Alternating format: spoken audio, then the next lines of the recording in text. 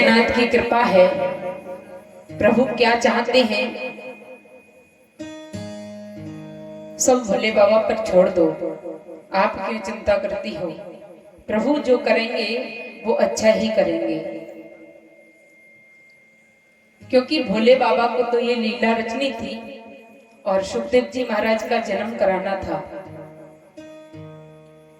एक दिन नारद जी ने सोचा कि हमने लक्ष्मी और नारायण में तो कई बार झगड़ा करा ही चुके हैं और ब्रह्मा जी और ब्रह्माणी में भी कई बार झगड़ा करा चुके हैं, लेकिन अभी तक हम उमा और शंकर जी में अभी तक झगड़ा नहीं कराए।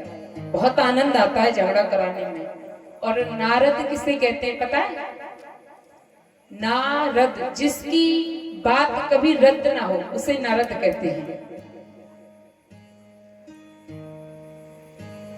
तो नारद जी ने सोचा चलो देखिए, कभी भगवान शंकर में और माता पार्वती में कभी झगड़ा नहीं हुआ, चलो चल के देखते हैं, बहुत आनंद आता है। तो भोले बाबा तो अपने समाधि थे, अपने कैलाश पर्वत पर अपने आश्रम से अलग थे। मैया पार्वती अपने आश्रम में बैठी थी और नारद जी पहुंच गए। नारायण नारायण करते हुए महाराज नारद जी पहुंच गए कैलाश पर्वत पर। मैया उमा ने देखा और आते ही आसन डाल दिया। अरे बेटा नारद, आजकल आना जाना बंद कर दिया है क्या? अरे बहुत दिन हो गए, आप तो हमारे आश्रम पे आए ही नहीं है, क्या बात है? नारद जी कहने लगे मैया, अब जमाना देख लिया हमने, बहुत जमाना देख लिया, सब स्वार्थ के हैं, सब झूठा बोलते हैं। जब सब ही झूठ बोलते हैं इसलिए किसी की बातों पर हमको विश्वास नहीं रहा है, इसलिए हम तो अपने नारायण में मस्त रहते हैं, हमने सबका आना जाना बंद कर दिया है। अरे बेटा कैसी बात कर रही हो, झूठ क्यों? अरे मैया तुमको नहीं पता है, संसार में आजकल सब स्वार्थी हो गए, स्वार्थ से सभी प्रेम करते हैं।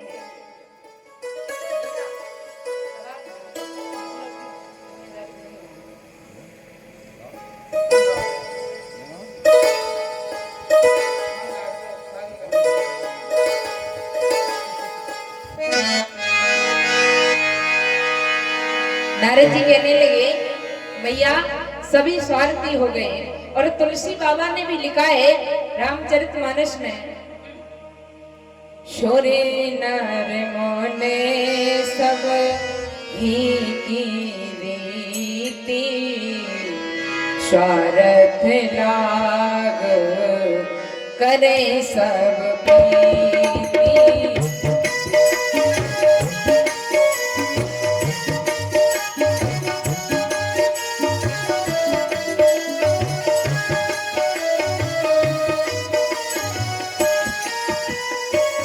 छोरे नारे मोने सब ही रीति, स्वार्थ लाग करे सब प्रीति।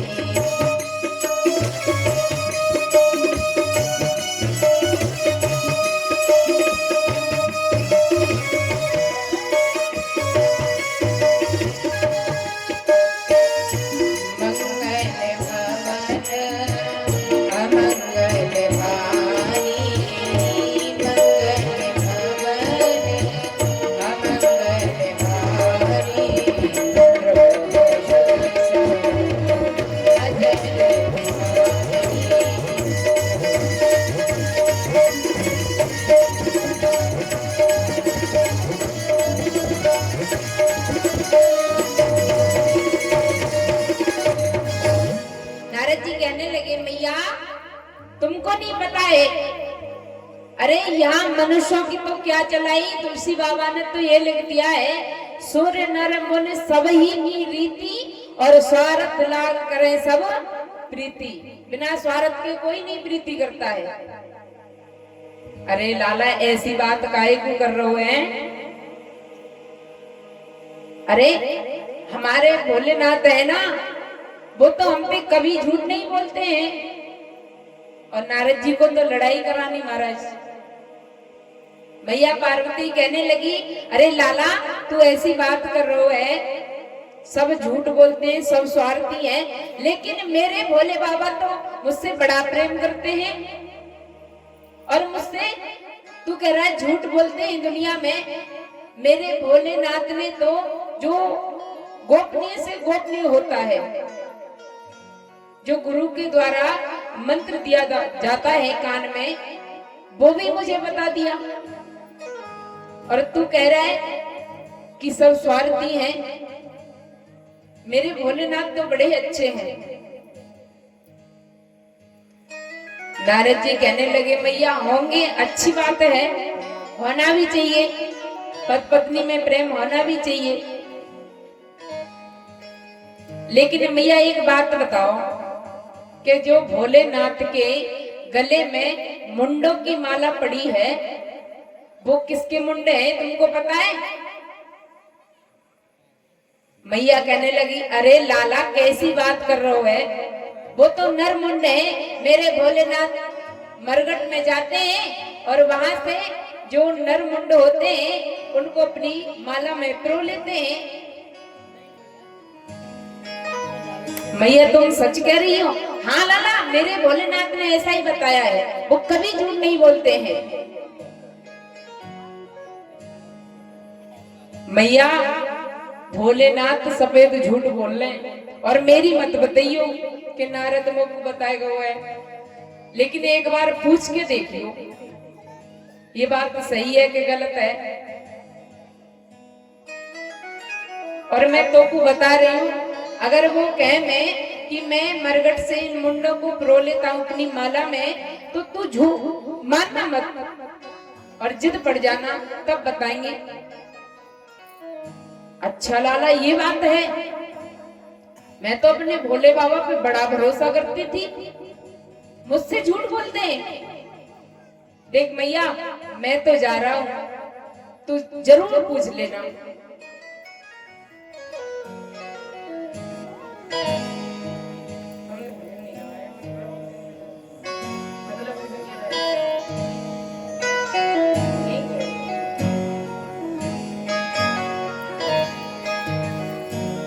देख मैया, मैं तो जा रहा हूँ और तू जरूर पूछ लियो।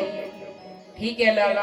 अब नारद जी तो चले गए क्योंकि लड़ाई करानी है उन्हें। तो अब महाराज नारद जी जैसे ही आश्रम से बाहर निकले, भोले बाबा उधर से आते हुए मिल गए।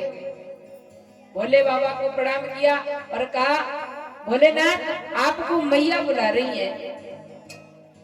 भोले बाबा सोचने लगे मन में, नारद जी तुम आश्रम से आए हो तो मैया जरूर ही बुलाएगी, क्योंकि तुम जरूर कोई बीज बो करके आए होंगे हैं।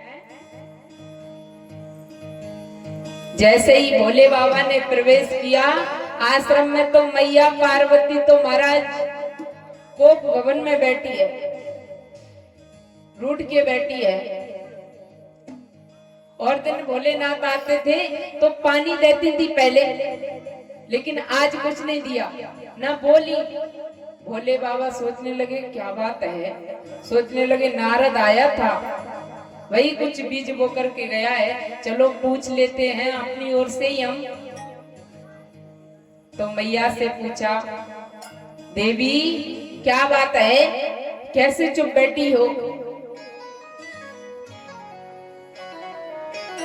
अरे कैसे चुप बैठी हूँ? मैं तो बैठी हूँ, तुम्हें क्या मतलब है?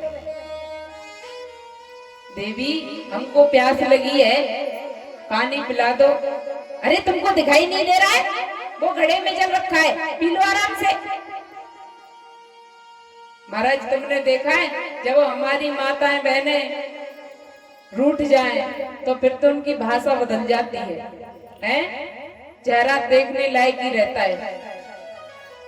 हमारी माताएं बहनें अगर पीहर जा रही हो और तैयार हो बैग पैक करके, और पतिदेव ये कह दे देवी आज नहीं कल चलेंगे, कुछ अर्जेंट काम निकलाया है अब नहीं जा रहे, तो महाराज फिर देखो बच्चों को अलग पीटेंगी, बासनों को अलग तोड़ेंगी, फिर तो उनका चेहरा देखने लायक ही रहता है। आज महाराज मैया पार्वती की तो भाषा ही बदल गई। देवी जी क्या बात है बताओ तो। अरे मैं क्या बताऊं, ये बताइए कि तुम्हारे जो गले में मुंडों की माला पड़ी है वो किसके मुंडे हैं? अरे देवी तुम कैसी बात कर रही हो, ये तो मैं मरघट में जाता हूँ और वहां जाकर के जो मुझे मुंड मिल जाते हैं मरघट में, मैं अपनी माला में परो लेता हूँ, उसमें क्या परेशानी है? और तुमको ये बात ऐसे आज तक तो तुमने ऐसी बात की नहीं है, अब क्यों कर रही हो? मैया पार्वती कहने लगी भोलेनाथ बिल्कुल सफेद झूठ बोल रहे हैं, मेरा बेटा नारद सब बताएगा वो है। अब सच्ची सच्ची बताओ ये मुंड किसके हैं?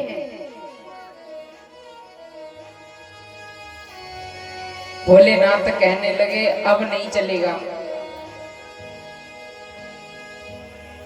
भोले बाबा कहने लगे देवी अगर तुम पूछना ही चाहती हो तो मैं बता ही देता हूं, वैसे तो मैंने आज तक बताया नहीं है, लेकिन तुम पूछती हो तो बता ही देता हूं। ये जो मुंड मेरे गले में पड़े हैं वो किसी नरमुंड नहीं है, मैं मरघट से नहीं लेके आता हूं इन्हें। जब जब तुम्हारा इस धराधाम पर शरीर पूरा होता है और तुम इस शरीर को पूरा करके जब जाती हो तो मैं तुमसे इतना प्रेम करता हूं कि आपकी याद बनी रहे, इसलिए मैं आपके इस शरीर से इस मुंड को काट करके अपनी माला में पिरो लेता हूं।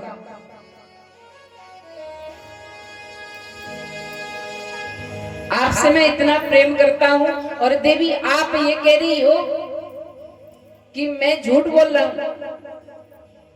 बात सत्य तो यही है। मैया पार्वती कहने लगी हे भगवान इतनी बड़ी बात तुमने आज तक छिपा रखी। तो महाराज उस माला की गणना की गई तो 108 मोती बैठे, जो मुंड थे 108 बैठे। मैया पार्वती तो चौंक गई, अरे कहने लगी हे भोलेनाथ मेरे इतने जन्म हो गए?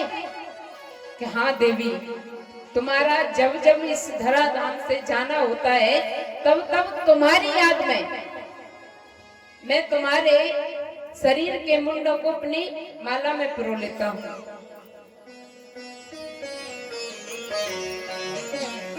मैया पार्वती कहने लगी अच्छा तो भोले बाबा ये बताइए कि तुम्हारे इस धराधाम पर कितने जन्म हो गए हैं? ये बताइए कि तुम्हारे इस धराधाम पर कितने जन्म हो गए?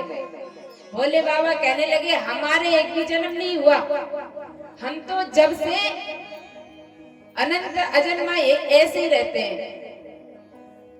मैया पार्वती कहने लगी तो ये बताओ तुमने कौन सी घुटी पी रखी है जो तुम्हारा जन्म मरण नहीं हो? तो है हमारे 108 जन्म हो गए लेकिन तुम्हारा एक भी जन्म नहीं हुआ, तुमने कौन सी घुटी पी रखी है? भोले बाबा कहने लगे देवी अगर पूछना ही चाहती हो तो सुनो, हम अमर कथा जानते हैं। अमर कथा? हाँ। मैया पार्वती तो और ज्यादा गुस्सा हो गई और कहने लगी अच्छा आप अमर कथा जानते थे फिर भी हमारे 108 जन्म हो गए, तुम हमको अमर कथा नहीं सुना सकते थे? वाह महाराज, घर में ही वैद और घर में ही मरीज पड़ा है, ये कौन सी बात रही? अरे हमारे 108 जन्म हो गए तो पहले तुम अमर कथा को हमको सुना देना चाहिए था।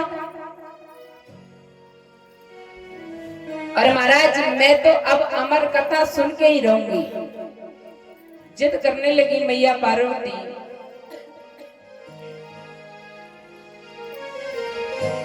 अरे हट पड़ गई गौराना रे होना रे, और मोए कथा सुनाए दे त्रिपुरारी।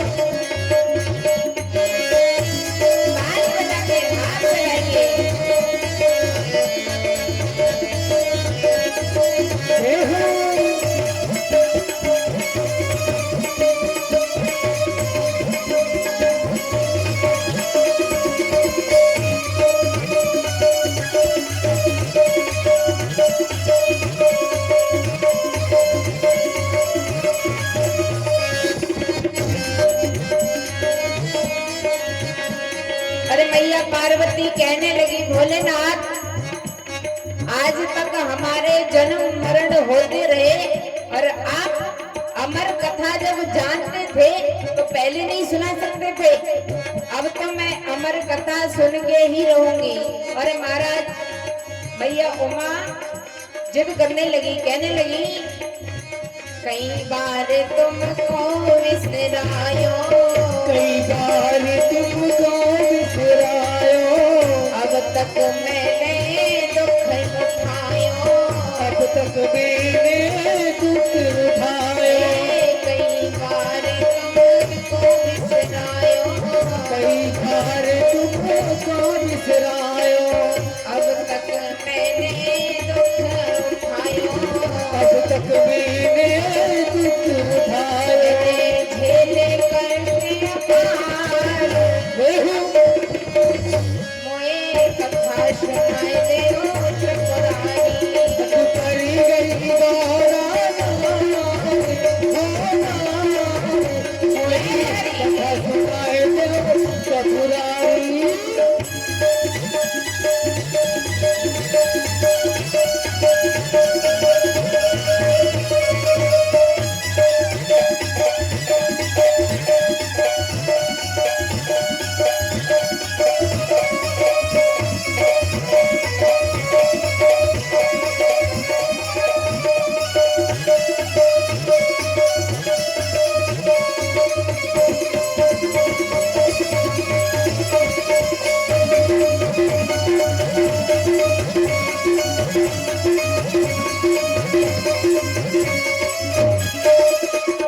अरे मैया पार्वती कहने लगी भोलेनाथ, आज तक हम कष्ट उठाती रही लेकिन आपको बिल्कुल भी दया नहीं आई। अरे थोड़ी दया तो करी होती तो हम जो जन्म मरण के चक्कर में पड़ी है। महाराज ये बताते हैं विद्वान लोग कि जब हमारा जन्म होता है ना तो अपार कष्ट होता है, और जब माँ के गर्भ में जीव होता है तो महाराज जब माँ खट्टा मीठा चटपटा खाती है और उससे कृमि यानी कीड़े पैदा हो जाते हैं।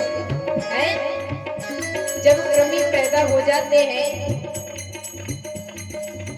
तो महाराज जब उस जीव को काटते हैं तो बहुत कष्ट होता है। और जब वो जीव भगवान से प्रार्थना करता है उस गर्भ में, हे प्रभु आप हमको इस बार धरती पर भेज दो, इस गर्भ से निकालो और मैं आपका भजन करूंगा। लेकिन जब इस धरती पर आता है और माँ का मीठा मीठा दूध पीता है महाराज, उसके बाद भगवान को भूल जाता है। ए बाबा, नींद आ रही है? नींद आ रही है का? आराम से ताली बजाओ तब नींद खुलेगी। हैं?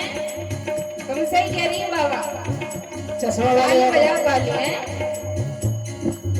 तुमको पता है महाराज, भगवान से हमने वादा किया है, जब भगवान हम पेट में थे माँ के में, तब प्रभु से वादा किया था, हे गोविंद हमको इस गर्भ से निकालो तो हम आपका भजन करेंगे। लेकिन बाबा मैं तुमसे ही पूछ रही हूँ, एक आध दिन माला करते हैं कि नहीं भगवान की? करते हैं? बाबा को कोई फर्क नहीं पड़ रहा है। भाषा समझ में नहीं आ रही क्या? कोई बात नहीं, भगवान से वादा करके आए महाराज, परीक्षक महाराज, लेकिन हम यहाँ पर आकर के शब्द भूल जाते हैं। और जब हमारा मरण होता है तो महाराज जीवन में कितने कष्ट आते होंगे, लेकिन जब हम मरते हैं तो हमारे शरीर में 72,000 नाड़ियां होती है महाराज, और वो 72,000 नाड़ियां एक साथ फटती हैं।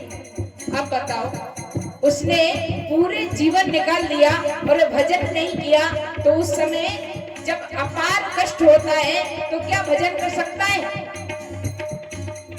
इसलिए मैया पार्वती कह रही है कि हमारे 108 जन्म हो गए, हमने इतने जन्म मरण के चक्कर में पड़ती रही, लेकिन भोले बाबा आप अमर कथा जानते थे तो हमको सुना नहीं सकते थे। और कहने लगी,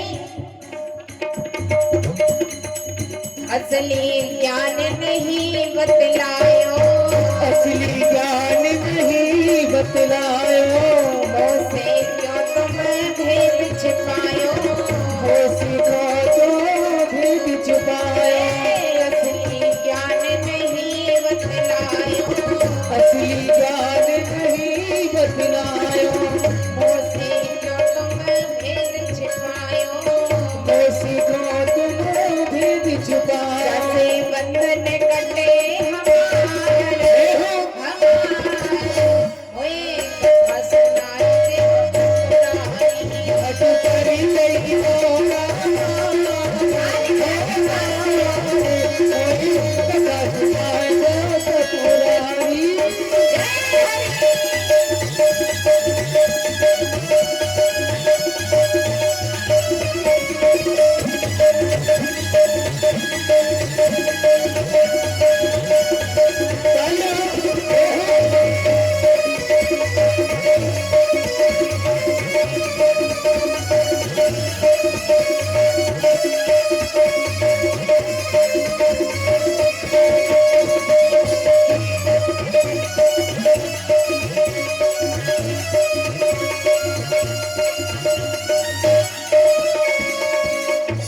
अरे मैया पार्वती कहने लगी, भोलेनाथ अब तक हमने कितनी गुस्सा की तुमसे, कोई बात नहीं है, हम आपकी पत्नी हैं, लेकिन प्रभु हाथ जोड़ करके आपसे विनती करती है कि हम इस जन्म मरण के चक्कर से छुटकारा पाना चाहती हैं, इसलिए हमको आप अमर कथा सुना दो। और कहने लगी भोले बाबा से,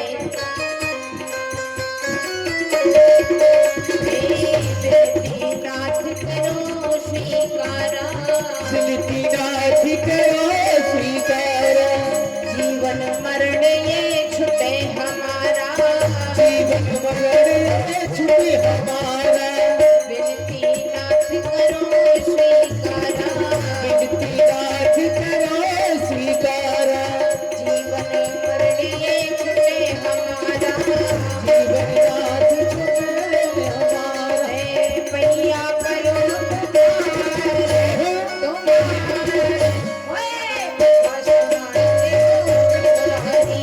करी गई कहाना,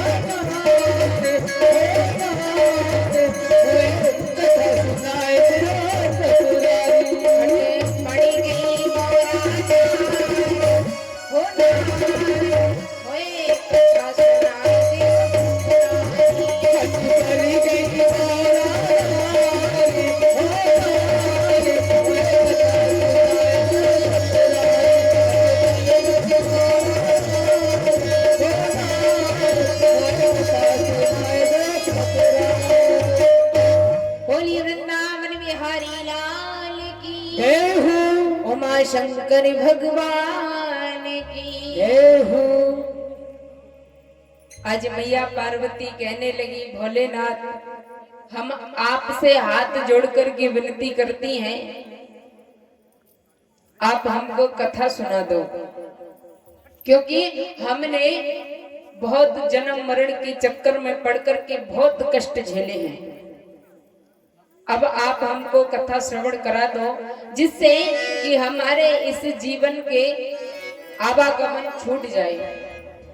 अरे महाराज, हमारा जो मनुष्य का शरीर मिला है, हमारे गुरुदेव ने बताया, जो हमारा मनुष्य का शरीर मिला है, मिला भी इसीलिए है कि हम भगवान का भजन करके और प्रभु को प्राप्त हो जाएं। और महाराज, अगर हम ज्ञान में जिए कि हम बहुत बड़े ज्ञानी हैं, बहुत बड़े योगी हैं, तो महाराज भगवान से बड़ा ना तो कोई ज्ञानी है ना कोई योगी है। इसलिए जो प्रेम की भक्ति करते हैं महाराज, वो इस संसार से छूट जाते हैं। और हमारे गुरुदेव कहते हैं कि इस संसार से अगर छूटना है, परीक्षित महाराज, बड़े काम की चीज है, ध्यान से सुनना। अगर हमको इस संसार से जन्म मरण के चक्कर से छूटना है, तो महाराज एक बात है, प्रभु की शरण में चले जाओ। जब तक हम भगवान की शरण में नहीं जाते हैं महाराज, जब तक हम ऐसे ही भटकते रहते हैं, तो भगवान की शरण में कैसा जाया जाए। तो महाराज हमारे गुरुदेव कहते हैं कि जब आप सुबह जागो, जाग करके ब्रह्म मुहूर्त में सबको जगना चाहिए। 4 बजे नहीं जग पा रहे तो 5 बजे तो जग ही जाना चाहिए। और जग करके अपने बिस्तर पर बैठ जाओ और प्रभु का चिंतन करो। ज्यादा नहीं तो 5 मिनट तो कर ही लो। और प्रभु का चिंतन करके महाराज गोविंद से एक प्रार्थना करो, हाथ जोड़ करके, हे गोविंद, मैं जैसा भी हूं, नीच हूं, अधम हूं, आपका हूं, और मैं आपकी शरण में हूं, और जो पूरा संसार पसारा हुआ है ना, सब आपका ही है।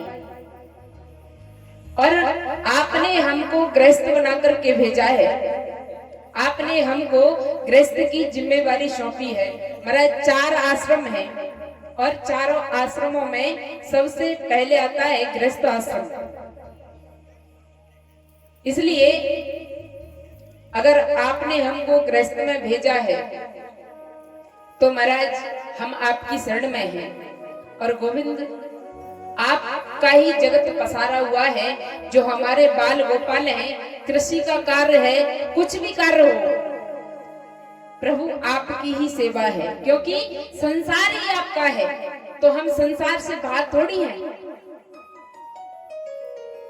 इसलिए प्रभु आप पूरे दिन हमको जो भी सेवा सौंपो, चाहे हमसे भागवत कहलवाओ, चाहे हम पर भजन गप्पाओ, चाहे हमको कृषि में कार्य दो, कुछ भी, जितने भी संसार में कार्य हैं, हम अपना कार्य समझ करके उस कार्य को ना करें, फिर भगवान की सेवा समझ करके, प्रभु आपने हमको ये सेवा सौंपी है, इसलिए हम आपकी शरण में हैं गोविंद, हम आपकी सेवा करेंगे। और महाराज इतना कहकर के प्रभु का चिंतन करते हुए अपने कार्यों में लग जाओ, क्योंकि गृहस्थ माला नहीं जपेगा, उसको इतना समय नहीं है कि महाराज माला लेकर के बैठे और अपना कार्य करता रहे।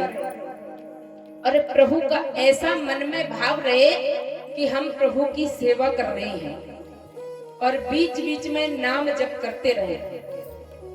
चाहे आपको राम का नाम प्रिय हो, कृष्ण का प्रिय हो, राधा का प्रिय हो, किसी भी का भी नाम प्रिय हो, उसको जपते हुए महाराज सेवा करो। जो भी कार्य करना है प्रभु की सेवा समझ करके करो। और उसके बाद महाराज जब शाम को सोते समय फिर सारी चिंताओं को हटा करके फिर एक बार बैठ जाओ। फिर गोविंद से प्रार्थना करो, प्रभु मैं आपकी शरण में था और आपने जो भी सेवा सौंपी मैंने पूरे दिन की, और मैं आपने क्या गलत कराया क्या सही कराया ये आप जानो, क्योंकि आप हमारे हृदय में विराजमान हो। प्रभु आपकी सेवा को आपको स्वीकार करता हूँ, स्वीकार आपको देता हूँ, आप स्वीकार करें उसे।